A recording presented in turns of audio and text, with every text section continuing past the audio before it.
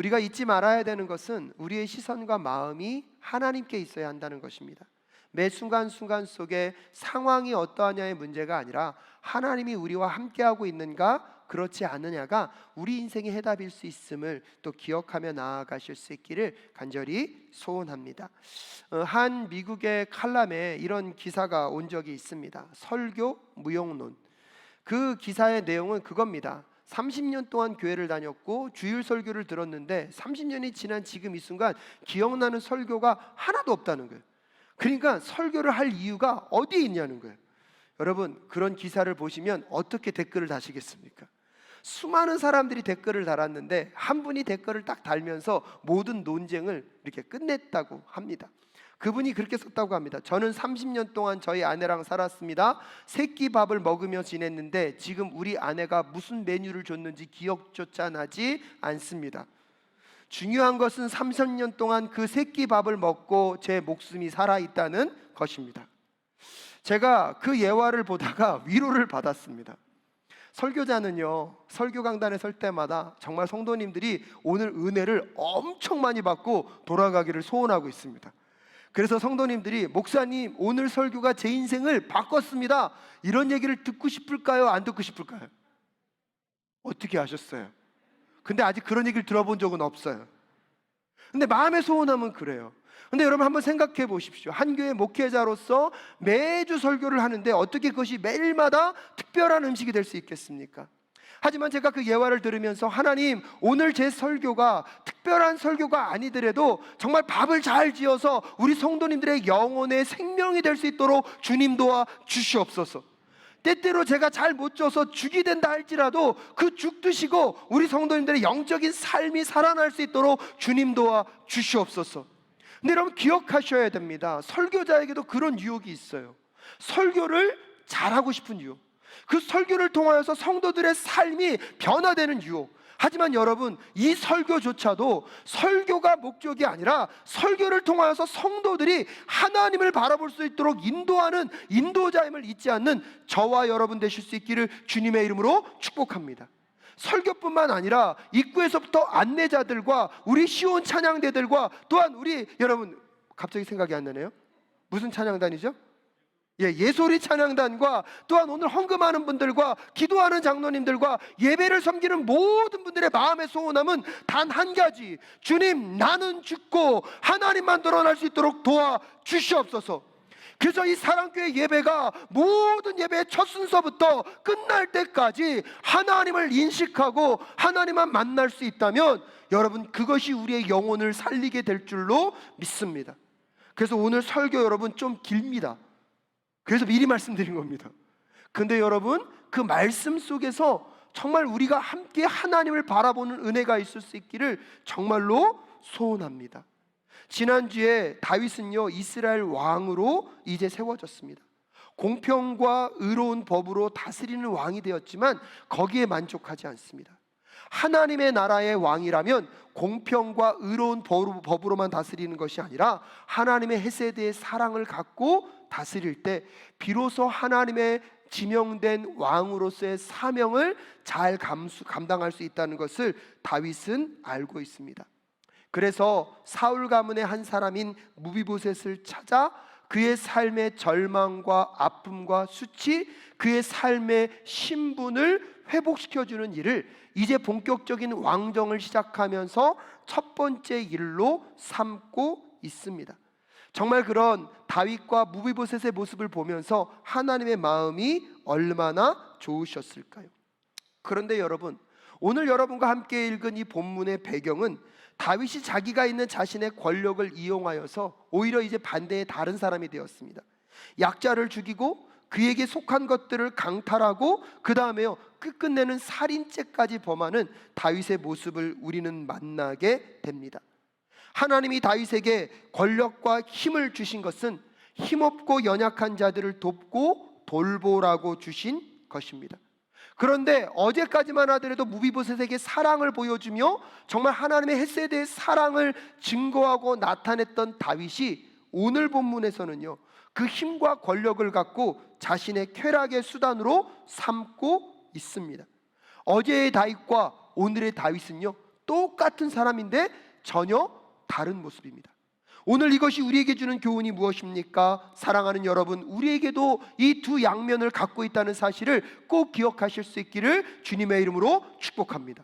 어제의 다윗처럼 사랑의 사람이 오늘은 그의 권력과 힘을 갖고 다른 사람의 것을 빼앗을 수 있는 그런 존재임을 기억하면서 어저께의 여러분의 영적인 승리가 오늘의 승리가 보장되지 않았다는 것을 기억하며 날마다 하나님을 바라보고 하나님 다윗처럼 날마다 하나님을 사랑하듯이 이웃을 사랑하는 그리스도인이 될 수 있도록 도와주시옵소서.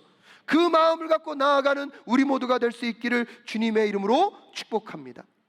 사무엘하 11장에 보면 봄이 되었다고 얘기하고 있습니다. 여러분, 고대근동 지역에서는 봄이 되면 각 나라들마다 이제 그들의 군사들을 이끌고 이웃 나라들을 침범합니다. 그리고 거기서 전쟁 물자들을 취하여서 자기 나라로 가져오는 것이 그 고대 근동의 문화였고 관습이었습니다. 그래서 봄이 되었기 때문에 이제 이스라엘 백성들도 군대를 이끌고 이웃 나라로 출정하고 있습니다. 그런데 여러분, 오늘 본문이 아니지만 사무엘하 11장 1절 말씀을 함께 보겠습니다. 사무엘하 11장 1절 함께 읽겠습니다. 시작. 그 다음 해 봄에 왕들이 출전하는 때가 되자 다윗은 요압에게 자기의 부하들과 온 이스라엘의 군인들을 맡겨서 출전시켰다. 그들은 암몬 사람을 무찌르고 랍바를 포위하였다. 그러나 다윗은 예루살렘에 머물러 있었다라고 성경이 소개하고 있어요. 이제 다윗은요, 왕권이 안정되면서 굳이 전쟁에 나가서 자기의 실력과 능력을 검증할 필요가 없어졌어요.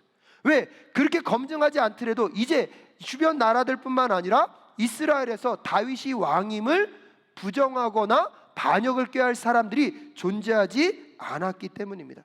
그래서 더 이상 전쟁에 나가지 않고 지금 예루살렘에 머물면서 어슬렁거리는 다윗의 눈에 누가 들어왔습니까? 목욕하는 여인이 들어왔습니다. 제가 이 부분은 여러분에게 여러 번 말한 적이 있습니다. 여러분, 다윗이 정말로 전쟁에 나가서 현장에서 싸울 때는 유혹거리가 보이지 않았습니다. 근데 어느 정도 자기의 힘과 권력으로 자기의 삶을 유지할 수 있는 환경이 되니까 현장에 나가지 않고 예루살렘에 머물면서 뭐하고 있습니까? 어슬렁거리고 있습니다. 그래서 이것을 제가 뭐라고 말씀드렸습니까? 현장 영성과 어슬렁 영성이 있다. 현장 영성은 유혹받지 않습니다. 날마다 그 현장 속에 하나님과 동행하며 싸워가야 하기 때문에 하나님만을 의지하게 됩니다. 근데 이 어슬렁 영성의 문제는 무엇입니까? 어느 정도 삶은 안정되었는데 이제 어슬렁거리면서 누구를 인식하지 않아도, 하나님을 인식하지 않아도 살만합니다. 어느 정도는 내 힘과 내 능력으로 이 땅의 모든 것들을 다스릴 수 있을 것 같습니다. 어슬렁거리다 보니까 여러분, 목욕하는 여인들이 보였고 그 여인을 향한 이 죄악의 싹이 숨투고 자라나고 있는 모습들을 여러분 한번 생각해 보시기를 바랍니다. 덴버에 있을 때 제가 말씀드렸잖아요. 권사님들이 제가 전도사로 있을 때 저에게 항상 말씀했던 말씀이, 윤전도사님 목사 되면 바뀌지 마세요. 여러분들 그 말이요, 왜 제가 반복하게 될까요? 근데 오늘 이 말씀을 준비하다 보니까 정말로 그 말씀이 새겨야 될 말씀이더라고요. 여러분, 목회를 시작하면서 전도사가 되면요, 열심히 해야 될까요? 열심히 하지 말아야 될까요? 열심히 해야 돼요. 근데 그게 하나님 때문도 있지만 사실은 열심히 해야 교회로부터 인정도 받고 칭찬도 받고 그 다음에 뭐로 추천받을 수 있습니까? 목사로 추천받을 수 있거든요. 근데 여러분, 이제 제가 목사가 됐잖아요. 그럼 목사 다음에 뭐가 있죠? 다른 뭐가 또 있나요? 없어요. 근데 가만히 생각해 보니까 부사역자로 있다가 뭐까지 갈 수 있어요? 담임까지 갈 수 있어요. 근데 지금 저 어디에 있죠? 담임 목사의 자리에 있어요. 이제는 여러분, 누구의 눈치를 보는 입장이 아니라 누군가에게 뭘 주는 입장이 됐어요? 눈치를 주는 입장이 됐어요. 순간 제가 오늘 이 말씀을 준비하다가, 하나님, 여러분 기도해 주십시오. 우리 윤 목사가 하나님 현장 영성을 잊지 않도록 도와주시옵소서. 매일매일 하나님이 나를 처음 부르신 그 부르심을 기억하며 교회를 목숨과 같이 사랑하고 성도들을 섬기는 그 현장의 영성을 잃어버리지 않도록 주님 도와주시옵소서. 목회자에게도 그 어슬렁 영성을 머물게 되면 여러분 유혹받지 말아야 될 것에 유혹받게 되고요, 보지 말아야 될 것을 보게 되는 유혹을 강할 수 있다는 사실을 우리는 잊지 말아야 할 줄로 믿습니다. 목회자뿐만 아니라 오늘 이 시대를 살아가는 여러분에게도 묻고 싶습니다. 여러분은 지금 현장 영성 가운데 있으십니까? 아니면 어슬렁 영성 가운데 있으십니까? 어떠한 직분이나 어떠한 상황에 있느냐가 중요하지 않습니다. 중요한 것은 여러분이 그 자리에 있기 전과 있고 나서 더 하나님을 사랑하고 더 하나님을 섬기기 위하여서 몸부림치고 있는가, 아니면 이 정도는 되었다, 내 힘과 내 능력으로 여기까지 이루었기 때문에 하나님을 인식하지 않아도 내 힘과 내 능력으로 살아갈 수 있다고 생각하고 있다면 어쩌면 여러분도 어슬렁 영성에 빠져 있을 수 있습니다. 어슬렁 영성에서 나와 현장 영성으로 나아가는 우리 모두가 될 수 있기를 주님의 이름으로 축복합니다. 사실 여러분, 다윗에게 있어서는 잊지 못할 두 명의 인물이 있습니다. 첫 번째 사람은요, 골리앗입니다. 이 다윗과 골리앗과 싸울 때는 현장에 있었습니다. 현장에 있었다는 뜻은 여러분, 보이지 않는 하나님이 마치 자기가 뭐하고 있는 거예요? 함께하고 있는 것처럼 느껴지는 거예요. 골리앗과 싸울 때, 그 장대한 골리앗과 싸움에 나아갈 때 다윗이 뭐라고 고백합니까? 오늘 만군의 여호와 하나님이 나와 함께하고 계시기 때문에 오늘 골리앗 너는 나에게 끝장날 것이다. 여러분, 이게 현장 영성의 대표적인 모습입니다. 그런데 오늘 이 다윗이요, 이 예루살렘에 어슬렁거리고 있다 보니까 또 잊지 못할 한 여인을 만나게 되는데, 그 여인이 누구입니까? 밧세바입니다. 이 밧세바는요, 하나님을 보지 못하고 누구만 보게 만듭니까? 그 여인만 보게 만듭니다. 그래서 제가 한번 옛날에 말씀드린 적 있잖아요. 이 밧세바가요, 영어 이름이 뭐냐면 베스, B-A-T-H, 무슨 뜻이에요? 목욕하다. 그 다음에 S-H-E예요. she, 그녀. 마지막 단어가 뭐예요? B-A, 바. 그래서 영어 단어에서도 이 밧세바를 잘 설명하고 있어요. 목욕하는 그녀를 뭐해라? 봐라. 문제는 뭐예요? 여러분, 보이지 않는 하나님이 보이지 않고 뭐만 보여요?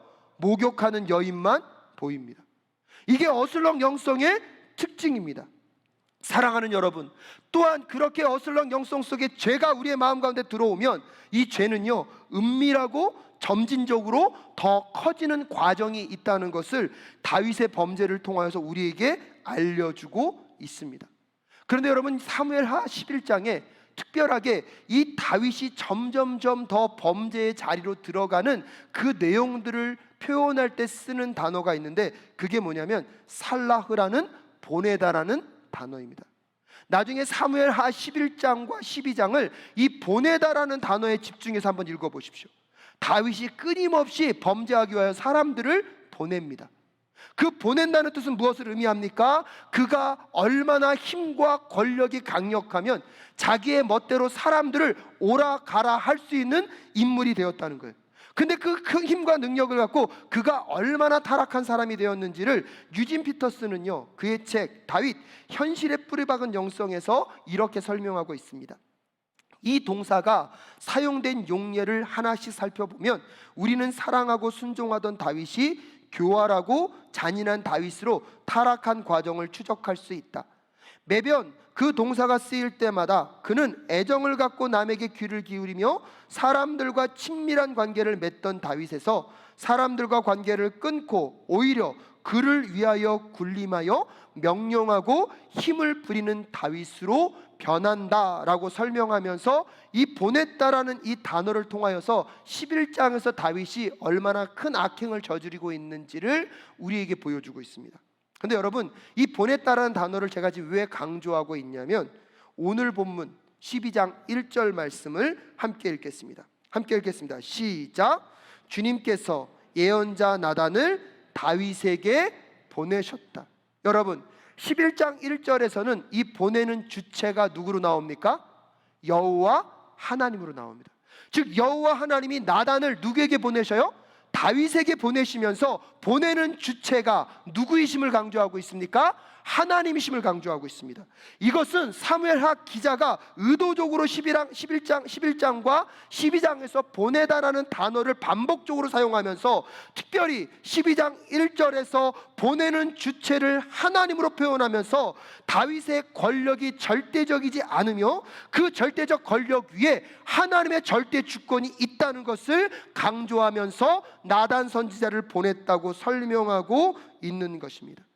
힘과 권력으로 세상에서 무슨 일이든지 할 수 있을 때, 모든 것이 자신의 마음과 뜻대로 되는 것 같을 때에 하나님이 보이지 않는 다윗에게 오늘 하나님이 나단 선지자를 보내셔서 네가 절대 권력자가 아니라 나 여호와 하나님이 절대 권력자임을 잊지 말라고 다윗에게 말씀하고 있는 것입니다. 사랑하는 여러분, 오늘 이 예배를 통하여서 하나님이 여러분의 인생의 절대 주권자임을 다시 한번 회복하며 나아가는 우리 모두가 될 수 있기를 주님의 이름으로 축복합니다. 지난 한 주 동안 하나님이 없이 여러분 얼마나 안전하셨습니까? 하나님을 기억하지 않으면서 여러분의 삶에 별 문제가 없었다고 혹시 우리는 또 하나님을 잊어버리고 내 힘과 내 능력대로 살아온 그 삶에서 아무런 문제가 없다고 여전히 하나님을 기억하지 못하고 있다면, 오늘 하나님이 여러분을 이 예배로 부르셔서 여러분의 인생의 절대 주권자가 여호와 하나님이심을 다시 일깨우고 있다는 사실을 꼭 기억하실 수 있기를 주님의 이름으로 축복합니다. 그러면서 하나님이 나단 선지자를 다윗에게 보내서 이 나단 선지자가 한 가지 비유를 통하여서 다윗을 깨닫게 하려고 하고 있습니다. 당시 선지자들은 이 왕은요 절대적인 권력을 갖고 있는 사람이기 때문에 말하는 것이 쉽지 않았습니다. 그래서 비유를 통하여서 다 왕들을 많이 가르쳤는데요, 오늘 이 비유의 내용은 그렇게 어려운 내용이 아닙니다. 가난한 사람이 있었고 부자가 있었습니다. 부자에게는 많은 양과 염소가 있었습니다. 그런데 여러분, 이 가난한 사람은 암염소 한 마리밖에 없었습니다. 특별히 오늘 본문 말씀 3절에 보면 이 암염소가 이 가난한 사람에게 얼마나 소중하고 귀한 존재인지를, 여러분 마치 그 염소를 키우는데 자녀들과 같이 음식을 먹여요. 그럼 이것은 뭐로 받아들였다는 거예요? 식구로 받아들였다는 거예요. 요즘 반려견들을 대하는 많은 분들이 보면 다 그렇더라고요. 저희 집도 한 마리가 있는데 자꾸 제가 걔한테 아빠야 라고 얘기하는 거 보면 아마 그거는 우리의 가족의 일부가 된 것 같습니다. 근데 마치 그것과 똑같이 지금 이 암염소 한 마리를 키우는데 그 암염소를 마치 자기의 가족처럼 키운 거예요. 그런데 여러분, 이 부자의 집에 손님이 찾아왔습니다. 고대 근동 지역에서 가장 중요한 것 중에 하나가 환대입니다. 손님들이 찾아갈 때 그냥 보내면 안 됩니다. 극진히 대접해야 됩니다. 근데 문제는 뭐냐면 이 부자는요 그렇게 많은 염소가 많고 양이 많은데도 자기 것을 잡는 것은 아까운 거예요. 그러니까 어떻게 했다고요? 그 가난한 사람 하나밖에 없는 그 암양을 뺏어다가 잡아서 그 손님을 먹인 거예요. 여러분, 이 소식을 계속 전하고 있는데 오늘 본문 말씀 한번 볼까요? 다윗이 어떻게 반응합니까? 5절과 6절 함께 읽겠습니다. 시작. 그 부자가 못마땅하여 몹시 분기하면서 나단에게 말하였다. 주님께서 확실히 살아계심을 두고서 맹세하지만 그런 일을 한 사람은 죽어야 마땅합니다. 또 그가 그런 일을 하면서도 불쌍히 여기는 마음이 전혀 없었으니 그는 마땅히 그 어린 암양을 4배로 갚아 주어야 합니다 라고 이야기하고 있어요. 지금 오늘 다윗이 무엇하고 있습니까? 분개하고 있습니다. 다윗은요 그런 잘못된 행동을 볼 때마다, 잘못된 이야기를 들을 때마다 분개할 수 있을 정도의 양심과 이성을 갖고 있는 사람이에요. 근데 여러분, 그 양심과 이성을 갖고 있는 다윗이 한 행동을 여러분 한번 보십시오. 여기서 여러분 우리가 중요하게 깨달아야 될 것들이 있습니다. 우리는 세상의 잘못과 불의를 보고 내가 화가 나면 나도 마치 그 문제를 해결하고 거룩한 사람이라고 착각할 때가 있어요. 우리도 모르게 타인의 잘못을 냉철하게 지적하고 타인이 어떠한 잘못을 저지르고 있는지 말하면 마치 나는 그 잘못을 저지르지 않는 사람처럼 자신을 생각할 수 있다는 사실을 꼭 기억하실 수 있기를 주님의 이름으로 축복합니다. 오히려 반대로 여러분 누군가의 잘못이 날카롭게 보이십니까? 그 잘못이 여러분 안에 있을 수 있다는 것을 생각하실 수 있기를 주님의 이름으로 축복합니다. 불의와 타협하지 않는 내 중심 속에 어쩌면 이미 불의와 타협한 내 자신이 있다는 사실을 꼭 기억하실 수 있기를 주님의 이름으로 축복합니다. 제가요, 저희 아들이요, 저랑 너무 닮았잖아요. 근데요, 가끔씩 행동하는 거 보면 행동도 저랑 닮았어요. 근데 여러분, 그 행동이 저에게 좋을까요? 안 좋을까요? 네, 뿌듯했던 적은 없어요. 쟤는 왜 저러지? 근데 여러분, 그 모습이 제가 좋았던 모습일까요? 싫었던 모습일까요? 이게 되게 중요해요. 우리가 타인의 어떠한 행동에 대해서 비판적이 될 때 어쩌면 그 행동이요, 이미 누구 안에 있을 수 있습니까? 자신 안에 있을 수 있습니다.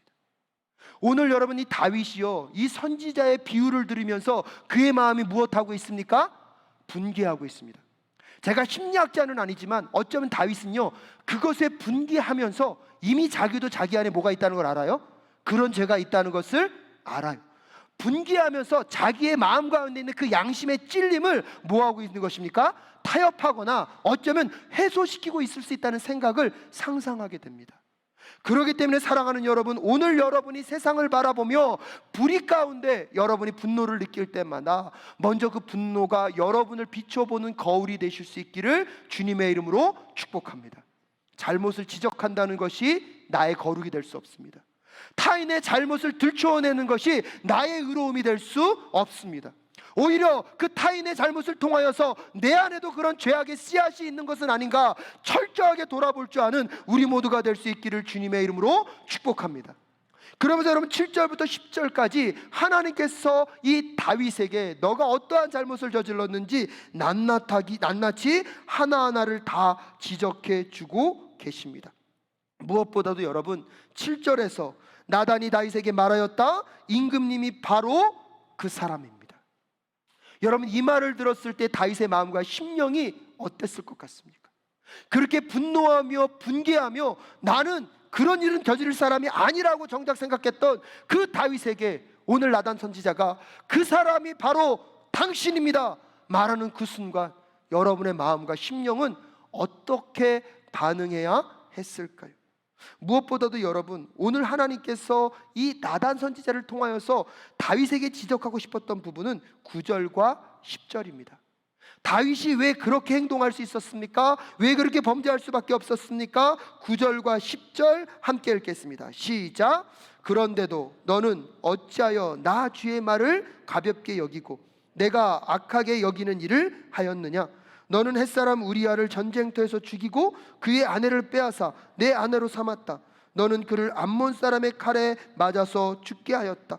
너는 이렇게 나를 무시하여 햇사람 우리아의 아내를 빼앗아다가 내 아내로 삼았으므로 이제부터는 영영 내 집안에서 칼부림이 떠나지 않을 것이다 라고 이야기하면서 다윗에게 철저한 심판에 대한 이야기를 전달해 주고 있습니다. 그런데 그 심판을 받아야 될 이유가 무엇입니까? 하나님의 말을 가볍게 여기고 내가 악하게 여기는 일을 행하였다는 것입니다. 10절에 보면 너는 이렇게 나를 무시하였다라고 하나님이 단호하게 말씀하고 계십니다. 다행스러운 것은 무엇이냐면 13절에 다윗이 자백했다는 것입니다. 13절에 그때의 다윗이 나단에게 자백하였다. 내가 주님께 죄를 지었습니다. 나단이 다윗에게 말하였다. 주님께서 임금님의 죄를 용서해 주실 것입니다. 할렐루야. 여러분, 다윗은요, 소망이 있었던 것은 자기의 잘못을 지적받았을 때 그 잘못을 누구께 자백한다고요? 하나님께 자백했다는 거예요. 여러분, 오늘도 하나님의 마음은 죽이는 것에 있지 않고 살리는 것에 있는 줄로 믿습니다. 그래서 여러분, 다윗이 범죄했을 때 다윗에게 나단을 보낸 사람이 누구입니까? 여호와 하나님이시잖아요. 그런데 여러분, 여기서 한 가지 질문이 생깁니다. 다윗 이전에 사울 왕이 있었어요. 그러니까 사울도 잘못을 저질렀고 누구도 잘못을 저질렀어요? 다윗이 잘못을 저질렀어요. 오늘 여러분에게 한번 묻고 싶습니다. 객관적으로 보면 다윗의 잘못이 큽니까? 사울의 잘못이 큽니까? 대답 못 하시겠어요? 그럼 제가 투표하겠습니다.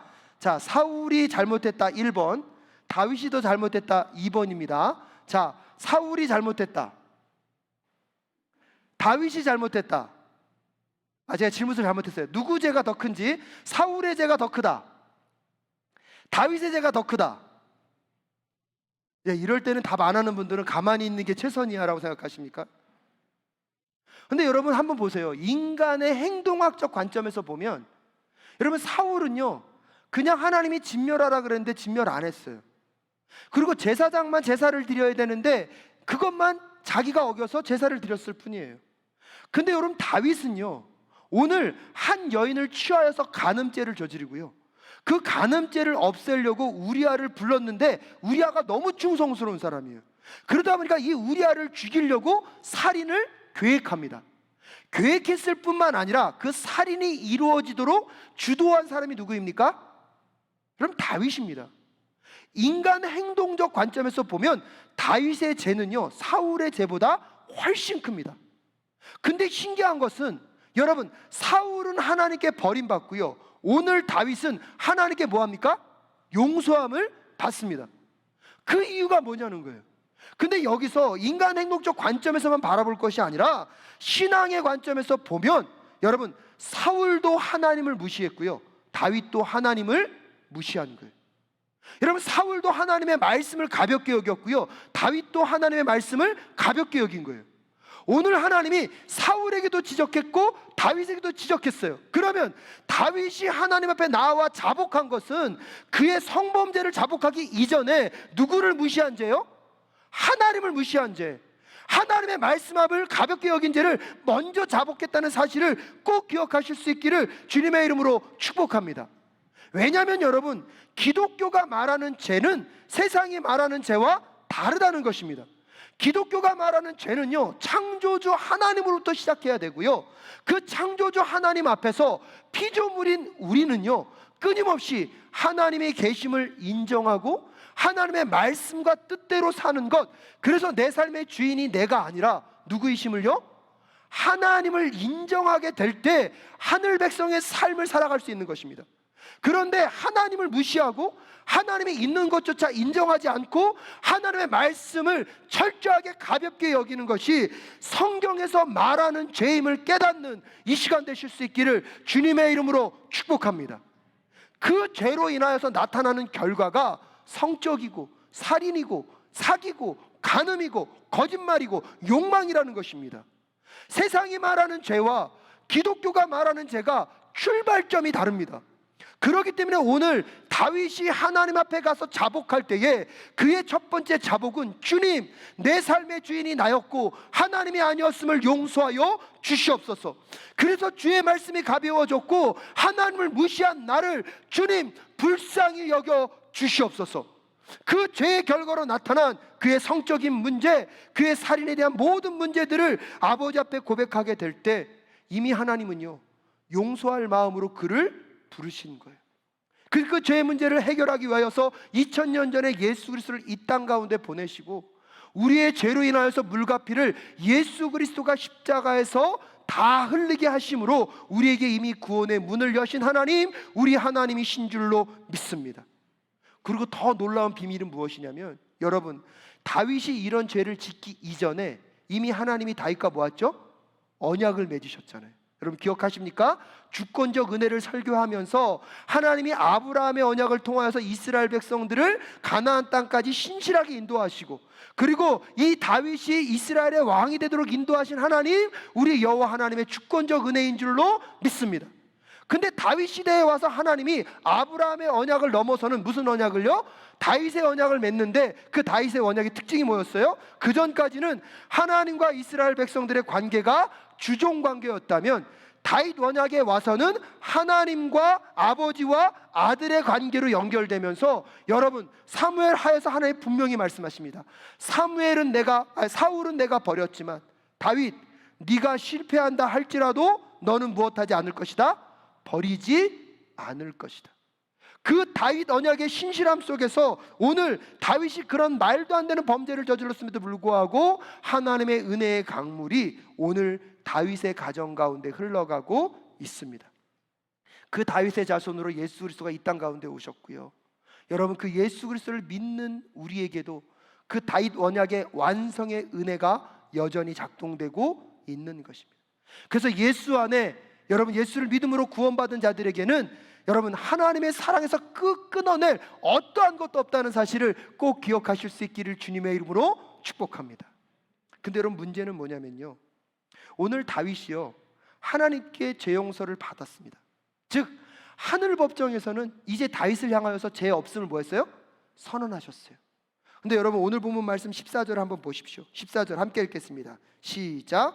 그러나 임금님은 이번 일로 주님의 원수들에게 우리를 비방할 빌미를 주셨으므로 밧세바와 임금님 사이에 태어난 아들은 죽을 것입니다.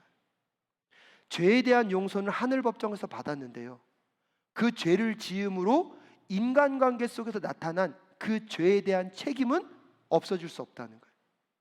단지 다윗에게 은혜는 뭐예요? 자기는 죽지 않아요.